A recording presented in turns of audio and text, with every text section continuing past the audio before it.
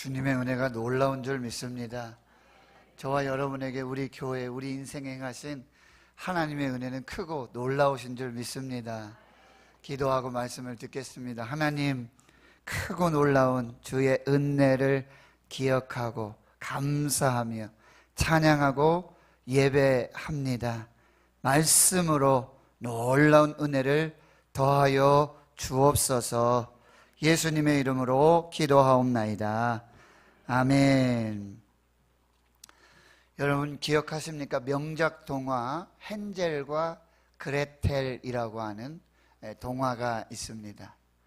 아이들이 숲속으로 들어가는 길에 집으로 돌아갈 길을 잃어버리지 않게 하기 위해서 빵 부스러기, 과자 부스러기를 하나씩 흘리면서 표시를 합니다. 흔적을 남깁니다. 그런데 숲속 동물 친구들이 그걸 다 먹어버립니다. 그래서 결국은 집으로 돌아가는 길을 잃어버린 그 이야기가 있습니다. 저와 여러분 인생의 길을 가고 있고요. 신앙의 길을 가고 있습니다. 운전을 하면서 가기도 하고요. 여러 길을 가는데 길을 잃어버리고 또 방향을 잃어버리고 내가 지금 있는 곳이 어디인가? 내가 어디쯤 가고 있는가? 잘 가고 있는가? 나의 목적지는 어디이지? 나는 누구에게로 가고 있는가? 라는 질문을 할 때가 있습니다. 요즘 길을 떠날 때, 여행을 할 때 여러분 GPS라고요. 글로벌 포지셔닝 시스템. 미국 국방부에서 개발했지만 이제 민간인에도 이제 그것이 사용하도록 허락이 되어서 여러분 내비게이션을 하면 목적지 주소 입력을 하게 되면 얼마나 맑고 청량한 목소들이 나오고 있습니까? 그리로 가시면 안 됩니다. 경로를 다시 탐색하겠습니다. 조금 기다려 주십시오. 몇 분 후에 도착합니다. 우린 지금 어디를 지나고 있습니다. 휴게소가 있습니다. 쉴 곳이 있습니다. 도로가 이상한 도로입니다. 조심하십시오. 그것이 있어서 얼마나 편리하고 좋은지를 모릅니다. 혹은 지도가 있고요. 또 나침반이 있어서 목적지로 방향을 잘 찾아서 갈 수가 있습니다. 근데 저와 여러분은 영적 길을 가는 사람이고 영적 여행을 가는 사람들이라고 한다는 거예요. 우리의 목적지는 영원에 이르러 있고 영원에 도달하기까지 우리 인생의 광야의 길을 가야 한다라고 하는 거예요. 광야를 갈 때 여러분 너무나 중요한 것이 뭐예요? 광야는 길이 없어요. 사막에는 길이 없어요. 그냥 가는 길이 길입니다. 그런데 그곳에서 정작 필요한 것은 방향을 잘 맞추어서 그 길을 가게 된다면 우리는 사막도 광야도 잘 넉넉하게 건너갈 수 있다라는 사실이에요. 그 길을 찾는 GPS, 근데 영적 GPS, EPS라고 말하고 싶어요. Eternal Positioning System. 영생으로 인도하는 그 영적인 내비게이션, 영적인 지도, 영적인 나침반이 있는데 그것은 성경 말씀이라는 거예요. 시편 119편 105절 주의 말씀은 내 발의 등이요 내 길에 빛이니이다. 오늘 우리 룻기를 통해서 이제 몇 주간 룻기를 계속해서 살펴볼 것인데 길을 잃어버리고 방향을 잃어버리고 잘못된 것을 선택했다가 다시 하나님께로 돌아오고 영생에 이르는 구원과 안식에 가는 그 길을 찾아서 숨가쁘게 쉼없이 하나님께 집중하며 말씀에 집중하면서 하나님의 뜻에 집중하면서 하나님 기뻐하시는 것이 무엇인지에 집중하면서 나아가고 있는 사람들을 만나게 된다는 거예요. 그러기 위해서 우리 룻기가 무엇인지 한번 살펴보기를 원해요. 룻기는 모압 여자 룻의 이름을 취하여 제목을 삼았습니다. 시대적 배경은 사사들이 치리하던 시대고요. 장소적 배경은 유다 베들레헴 에브랏이라고 하는 장소예요. 근데 그 땅에 흉년이 들게 됐습니다. 그래서 유대인 한 가정 엘리멜렉, 나오미, 말론, 기럨 이 사람이 모압으로 이주를 결정하게 됩니다.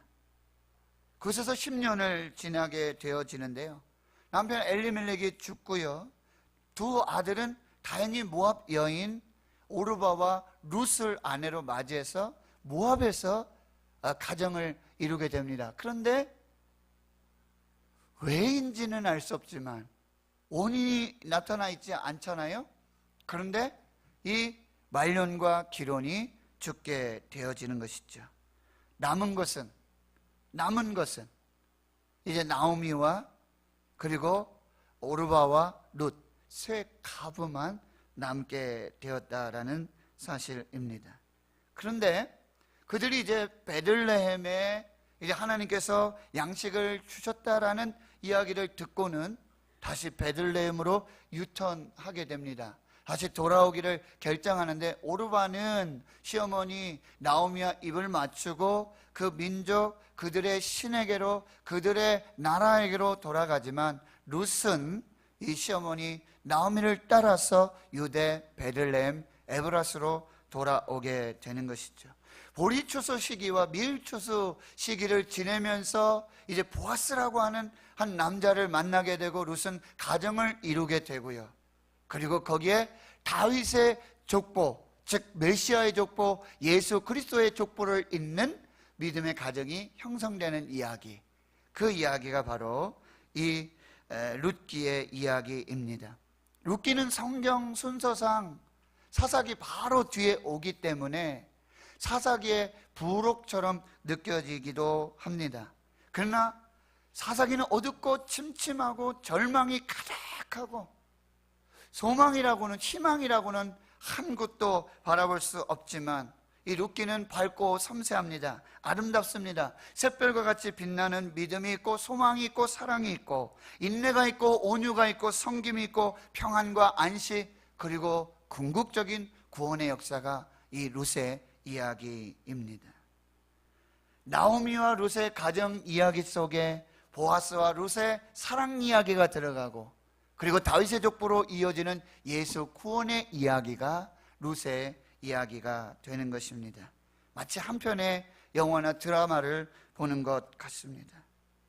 우리는 룻기를 통해서 사라지지 않는 것들, 우리가 반드시 붙잡아가야 할 것들, 우리가 꼭 취해야 할 것들, 하늘의 것들, 땅의 것이 아니라 하늘의 것, 정말 가치 있는 것이 무엇인지를 깨닫고 그것을 찾아가는 사람들, 그리고 길이요 진리요 생명이 되신 예수 그리스도 하나님을 찾아 길을 떠나는 사람들, 두 세대가 같이 함께 이 여행을 하고 있는 장면을 발견하게 됩니다. 그들은 정말 가치 있는 것들, 그리고 하나님을 찾는 것들, 그리고 믿음을 따라 행하는 것들, 그 여행이 끝났을 때 그들이 이루게 되는 새 가족들, 그리고 친구들 속에서 정말 진정한 가치가 무엇이고 진리가 무엇이고 평안과 감사, 그리고 내가 평생 살아야 될 이유와 목적과 사명을 깨닫게 되고 영원한 세계에 접속하게 되는 그 은혜를 누리게 된다라고 하는 거예요. 여러분도 그 길을 찾고 계십니까? 그 방법을 알기를 원하십니까? 어떻게 하면, 누구에게로 가면 그 가치 있는 것들, 땅의 것이 아닌 하늘의 것을 소유하며 영생의 이때인 믿음의 삶을 살 수 있을까? 이것을 고민하고 계십니까? 우리 룻기를 통해서 그 길을 찾아가고 그 방향을 찾아가고 또 길이요 진리요 생명 되신 그를 선택하고 그 길을 가며 그 길에 사람으로 세워지는 귀한 역사가 있기를 주의 이름으로 축원합니다. 오늘 1절 말씀에 보면 다시 이 룻기의 시대적 배경이 사사들이 치리하던 시대라고 말씀해 주고 있어요. 모세가 죽습니다. 후에 여호수아 세대가 일어나죠. 여호수아가 죽습니다. 그 후에는 하나님이 세우신 사사들이 치리하는 사사시대가 시작이 됩니다. 근데 사사시대는 격동의 시대요, 무법천지의 시대이고 다른 세대가 일어난 세대이고 여호와께서 행하신 가나안의 전쟁들을 알지 못하는 세대가 일어난 세대이며, 그래서 그들은 여호와를 알지도 못하고 여호와께서 이스라엘을 위해 행하신 그 구원과 놀라운 은혜와 역사를 알지 못하던 세대, 그 시대를 말하고 있습니다. 이스라엘의 왕이 없었습니다. 그래서 각기 소견에 오른 대로 자기 마음대로 자기 뜻대로 자기 계획대로 살아가던 시대가 바로 사사 시대입니다. 만왕의 왕이시고 이스라엘의 왕이 없어 참되시고 유일하신 왕이신 하나님 여호와를 믿고 섬기지도 않고 인간의 왕을 구했던 종교 타락의 시대이고, 제사장이 타락했던 시대이고, 성적인 타락이 있었던 시대이고, 집단 이기주의가 있었던, 그래서 피 흘림이 있었던 그 시대가 바로 사사 시대라고 합니다. 그런데 그 시대에 하나님이 약속하신 젖과 꿀이 흐르는 이 가나안, 유다, 베들레헴, 에브랏, 유다는 찬송이란 뜻이고요, 베들레헴은 빵집, 떡집이란 뜻이고요, 에브랏은 풍요로운 수확이 있는, 정말 기름지고 젖과 꿀이 흐르는 그 땅이라는 의미를 가지고 있습니다. 그런데 거기에 흉년이, 기근이 임하게 되었다라고 하는 게, 모두 다 그런 것은 아니지만 레위기 26장의 말씀에 보면 이 흉년, 이 기근은 하나님을 왕으로 섬기지 않고 하나님의 말씀에 불순종한 죄에 대한 하나님의 심판을 상징하고 의미하고 있다고도 합니다. 다 그런 것은 아니에요. 레위기 26장의 말씀에 보면 너희가 내게 청종치 아니하고, 그래서 이 모든 명령을 준행치 아니하며 나의 규례를 멸시하며 마음에 나의 법도를 싫어하여 나의 모든 계명을 준행치 아니하며 나의 언약을 배반할진대. 불순종하고 배반하고 청종하지 않고 기뻐하지 않는 그런 불신앙의 삶이 일어나게 된다면 결론이 어떻게 되냐, 이렇게 말씀하고 있어요. 너희 수고가 헛될지라. 너희 수고가 헛될지라. 땅은 그 산물을 내지 아니하고 땅의 나무는 그 열매를 맺지 아니하리라. 경제적인, 신체적인, 관계적 기근과 흉년을 우리도 만날 수 있습니다. 그러나 유의해야 될 것은 그것이 모두 죄에 대한 결과로 나타난다는 것은 아니라고 한다는 사실이에요. 잘 해석하고 분별해야 되고 의미를 살펴야 돼요. 왜요?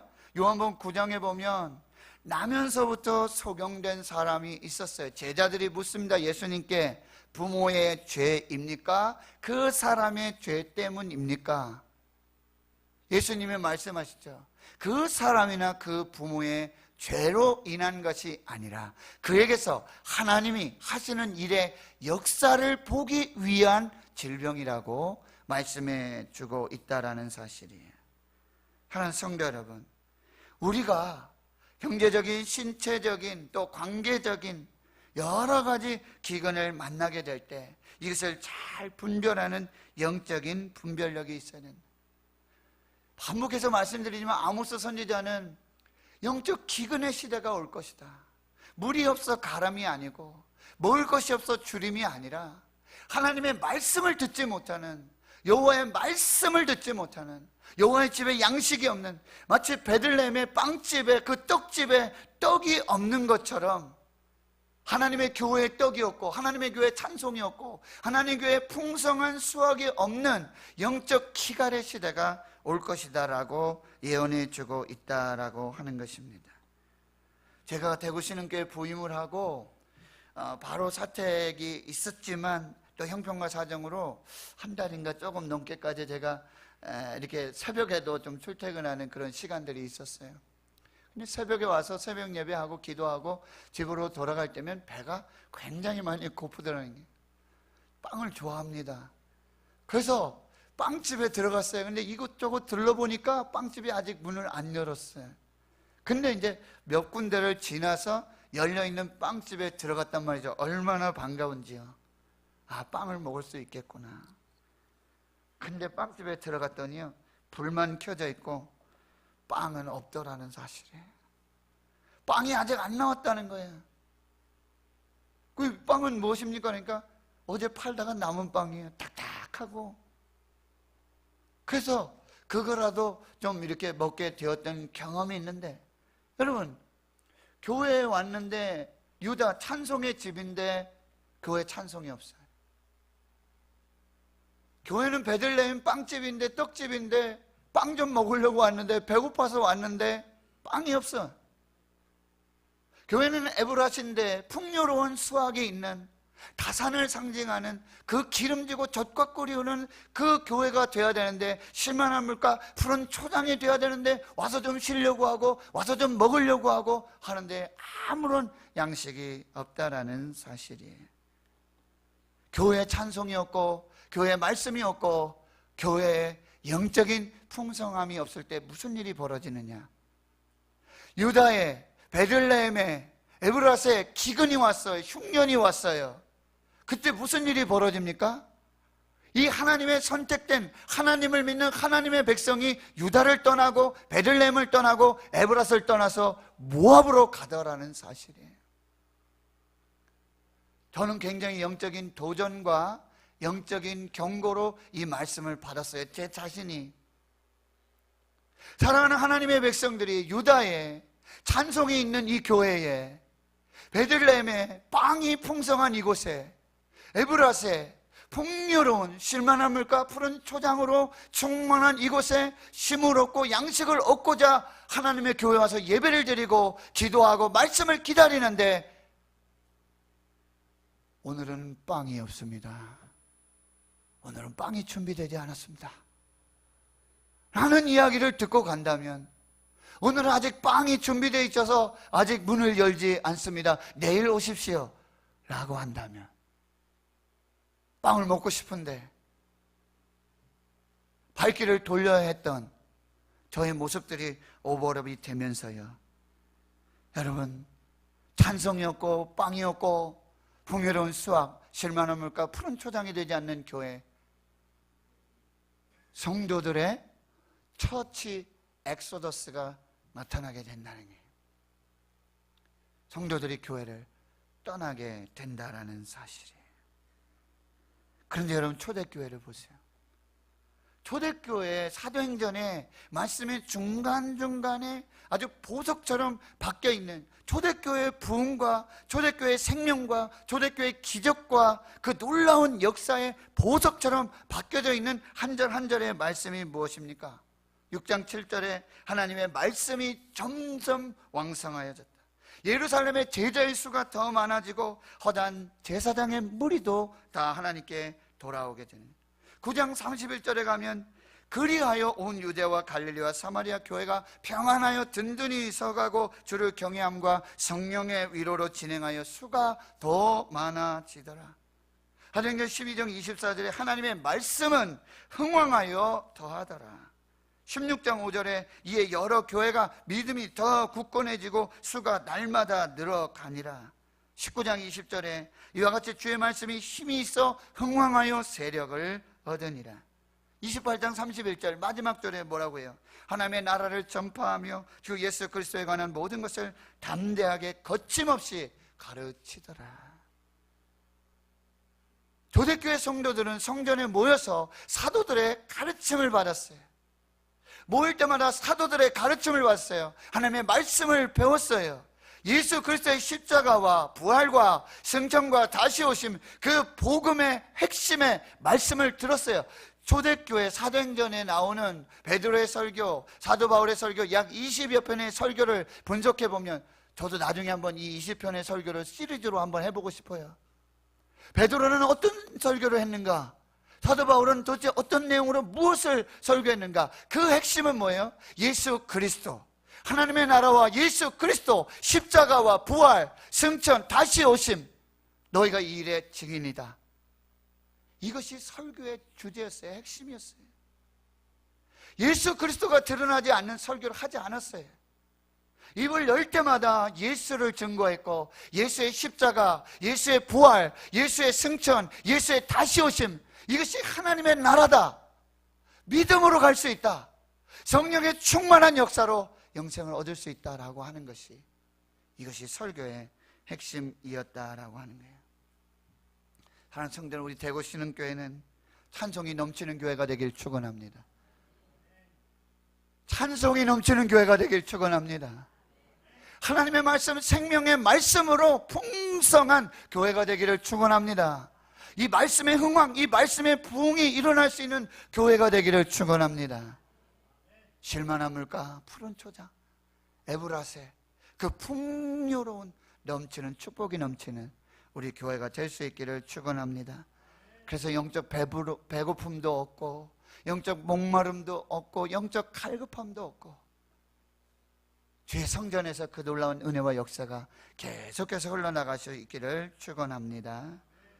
여러분, 그때에 이 약속의 땅 유대 베들레헴 에브라다의 흉년이 왔어요. 이방 땅 모압으로 이주가 시작되었습니다. 근데 사실 이들은 완전한 이주가 아니었어요. For a while이라고 그랬어요. 잠시 동안 가서 있으려고 했단 말이에요. 근데 거기 잠시 동안 10년 동안 주저앉았고, 남편도 죽고 두 아들도 죽고 모든 것을 잃어버리게 되었다라는 사실이에요. 여러분 기억하세요. 땅의 기근을 피해서 이주할 수 있습니다. 다른 곳으로 옮겨갈 수 있어요. 근데 어디로 가야 되냐 말이에요. 땅의 기근을 피해서 다른 곳으로 갈 수 있어요. 혹 잘못된 결정을 할 수 있어요. 그럴 수 있습니다. 그런데 방향이 잘못됐다라는 거예요. 그들의 목적지가 잘못됐다라고 하는 거예요. 그냥 모압으로 갔어요. 모압이 어떤 민족인지 아십니까? 아브라함의 조카 롯이 소돔과 고모라의 그 심판 속에 다 죽고 롯과 두 딸만 살았단 말이에요. 부인은 소금 기둥이 되고 굴 속에 들어가 살았어요. 근데 인간의 도리로, 방법으로 이 생명을 번식할 수 있는 방법이 없으니 어찌게 딸들이 술을 마시게 하고, 그 밤에 첫째 딸이 들어가서 임신하고는 낳은 아들이 모압이란 말이에요. 모압 족속에. 둘째 아들은 베냐민을 낳았는데 그건 암몬 족속의 조상이 됐단 말이죠. 출애굽을 한 이스라엘 백성들이 가나안 땅에 들어가려고 할 때 모압 왕들이 어떻게 길을 막았어요? 먹을 것도 주지 않았어요. 그냥 길만 가겠습니다. 안 된다라는 거예요. 그모스를 섬겼습니다. 그리고 어린 유아 아이들을 불 속에 던져서 그 그모스의 신을 섬기는 유아 인신의 제사를 드렸던 민족이 바로 이 모압 족속이라고 한다는 게, 사사기의 시대 보면 모압 앞 에글론, 비둔한 사람, 뚱뚱한 사람, 그래서 왼손잡이 에훗이 칼로 한 방에 그 왕을 무너뜨렸던 이 에글론에, 모압 왕 에글론에 18년 동안이나 그렇게 핍박을 받았던 그 민족이었다. 우리는 땅의 기근을 맞아서 우리는 다른 곳으로 이주할 수 있습니다. 충분히 그런 결정을 내릴 수 있습니다. 그런데 어디로 가야 되냐 말이에요. 인생은 속도보다 방향이 중요한 것입니다. 지금 엘리멜렉의 가정은요, 신속하게, 이들은 꽤 부유한 집안들이었어요. 왜? 나오미가 돌아오면서 내가 풍족하게 나갔는데 내가 빈털터리가 돼서 왔다는 거죠. 부유했어요. 근데 이들은 조금이라도 자기의 손해를 보지 않기 위해서 신속하게 아주 이성적으로, 실용적으로, 합리적으로 결정을 내렸던 거죠. 모압으로 결정을 했어요. 인생은 속도보다 방향이 중요하다. 그들은 다른 사람들에게 야, 조금이라도 손해를 덜 보기 위해서 정말 경제적인 선택을 했다, 실용적인 선택을 했고 이성적이고 합리적인 아주 신속한 결정을 해서 이주를 결정했단 말이에요. 영혼의 기근을 피해서 우리가 잘못된 결정을 하고, 그리고 두려움 속에, 연약함 속에 이 결정을 하게 된다면 뭐예요? 영혼의 기근이 온다라고 하는 거예요. 땅의 기근을 피해서 모압으로 가게 된다면 우리 영혼의 기근을 맞을 수 있다라고 하는 거예요. 영혼이 피폐해졌어요. 영혼이 황폐해졌어요. 모든 것이 끝나는 일들이 벌어지게 됐다라고 하는 것입니다. 혼합주의를 조심해 섞이지 말아야 한다는 게 신앙의 순수성을 지켜내고 급한 일보다 중요한 일을 가치 있는 일을 하나님의 뜻이 무엇인지 하나님이 기뻐하시는 일이 무엇인지를 영적 순서를 따져서 결정해야 한다라는 사실이 나오미는 길을 잃었어요. 나오미는 방향을 잃었어요. 그리고 남편을 잃고 두 아들을 잃는 상실과 단절의 영적 기근을 만나게 된다라고 해요. 섹스피어는 이걸 뭐라고 했어요? 슬픔 중에 슬픔이라고 했습니다. 이제 나오미만 남았죠. 과부 며느리 둘하고. 근데 여기서 하나님의 역사가 시작된다는 거예요. 엘리멜렉이 죽고 두 아들도 다 죽고, 그리고 오늘 5절 마지막에 뭐예요? 남았더라. 하나님은 이 남은 자를 통해서 일하기 시작한다. 하나님은 이 남은 것으로 역사하신다는 거예요. 이사야 6장의 그루터기, 상수리 나무가 배임을 당하고 밤나무가 배임을 당할지라도 황폐해지고, 그리고 너희들 아직 10분의 1이 남아있다라고 하지만 그것도 다 배임을 당할 건데, 그러나 그 배임을 당한 뒤에 뭐야? 그 땅에 그루터기는 남아있을 것이다. 거룩한 씨, 그들이 그루터기가 돼서 남은 자가 돼서 하나님의 구원의 축복의 통로가 될 것이다, 이렇게 말씀해 주고 있다는 거예요. 엘리야가 하나님, 모든 사람이 다 하나님을 버리고 갔습니다. 나만 남았습니다. 모든 사람이 다 하나님을 버리고 갔습니다. 나만 남았습니다. 근데 하나님은 그 남은 엘리야 한 사람을 통해서 하늘문을 여시고 하나님의 살아계신 역사를 이루어 주셨는 줄 믿습니다. 은과 금은 내게 없거니와 내게 있는 그것을 내게 주노니. 나는 은과 금이 없다. 하나님은 없는 것으로 일하시는 게 아니에요. 그러면 그 안에 있는 것이 뭐예요? 나사렛 예수 그리스도의 이름. 내게 있는 그것, 내게 있는 그것, 나사렛 예수 그리스도의 이름으로 역사를 이루어 주시는 줄 믿습니다.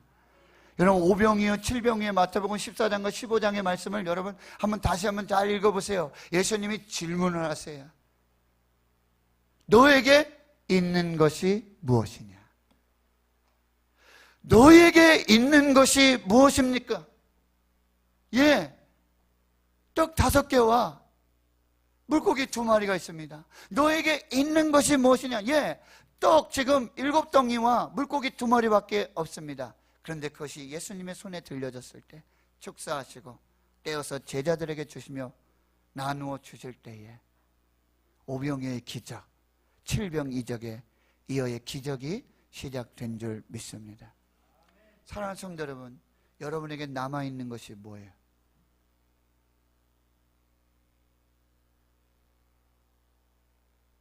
지금 무엇을 남겨두셨습니까? 여러분이 붙잡고 있는 게 아니에요. 하나님이 다 뺏어가고 다 가져갔더라도 하나님 내게 남겨두신 것이 뭔가? 하나님이 지금 내게 남겨두신 것이 무엇인가? 그것이 예수가 될 수 있기를 축원합니다. 그것이 말씀이 될 수 있기를 축원합니다. 그럼 하나님은 거기서 시작하시는 줄 믿습니다.